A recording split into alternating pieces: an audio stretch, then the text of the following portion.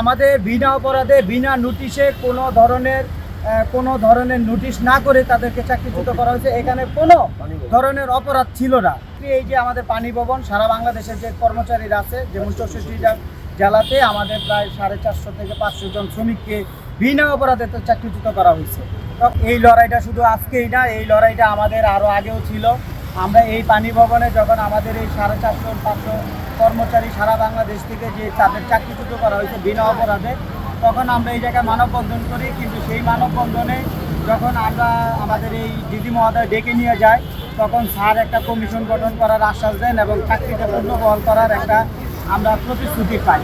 সেই সুবাদে স্যার আবার সারা বাংলাদেশে একটা চিঠি প্রেরণ করেন। সেই চিঠির মাধ্যমে জানতে চায় তাদের কোনো ভুল ত্রুটি ছিল কিনা। সেই প্রতিবেদন 3 দিনের ভিতরে জমা দিতে বলে। আমরা মনে করি সেই চিঠির প্রতিবেদনগুলো মনে হয়েছে বা চিঠিগুলো রিপোর্টগুলো তারা পাইছে। পাওয়ার পরও দেখি এগুলো নিয়ে অনেক গরিমেশার তাদেরকে এখন পর্যন্ত এই চিঠি দিয়ে বা তাদেরকে যে যোগদান দেওয়ার কথা ছিল সেই জায়গায় তাদেরকে যোগদান না দিয়ে তালবাহানা শুরু করেছে। আপনারা জানেন বাংলাদেশের যে আউটসোর্সিং কর্মচারী ঐক্য পরিষদের যে লড়াই 20 নভেম্বরে, সেই নভেম্বরের পরে বলা হয়েছে বাংলাদেশে যাতে আর কোনো শ্রমিকের চাকরি না যায়, আজকে থেকেই এই প্রজ্ঞাপন কার্যকর করা হবে। কিন্তু আমরা দেখতে পাচ্ছি এই চিঠিকে তারা প্রাধান্য না দিয়ে নিজের মন গড়া ঠিকাদারি কথা কিভাবে আরও বাঁচিয়ে রাখা যায়, ঠিকাদারকে কিভাবে রক্ষা করা যায়, এই ধরনের ষড়যন্ত্র আমরা বাংলাদেশে অনেক প্রতিষ্ঠানগুলোতে দেখতে পাচ্ছি।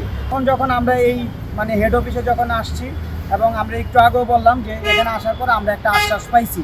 ডিজি স্যার মহোদয় বলেছেন যে অতি দ্রুত সময়ে এটা সমস্যার সমাধান করবেন। তাই আমি বলতে চাই শুধু এই সমস্যাটা এই জায়গারই না, সারা বাংলাদেশে এক ধরনের সমস্যাগুলো হচ্ছে।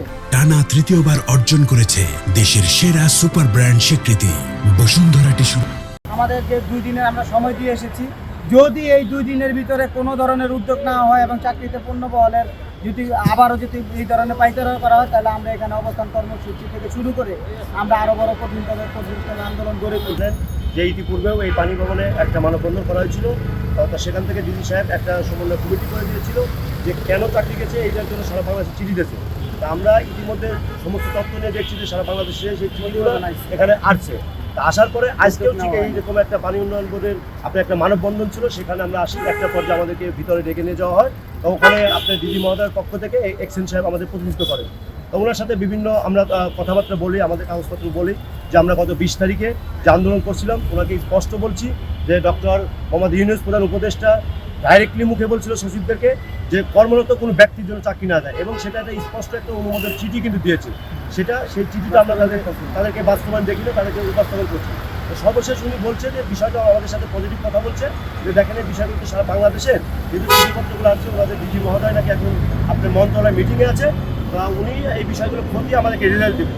আমাদের পক্ষ থেকে বাংলাদেশ আউটসোর্সিং কর্মচারী ঐক্য পরিষদের পক্ষ থেকে আমরা ওনাকে 2টা দিন সময় দিয়েছি। আগামী বৃহস্পতিবারের মধ্যে ওনারা আমাদের একটা টিমকে ডেকে এই তথ্যগুলো জানাবেন, এবং সেই ক্ষেত্রে আরেকটা মেসেজ দিয়েছি যে এই 2 দিনের মধ্যে যদি আমরা ফলাফল করে রেজাল্ট না পাই, আগামী রোববার এই পানি ভবনের নিচে আমাদের চাকরিচ্যুত যারা আছে তাদের সবাইকে নিয়ে এখানে মানববন্ধন হবে।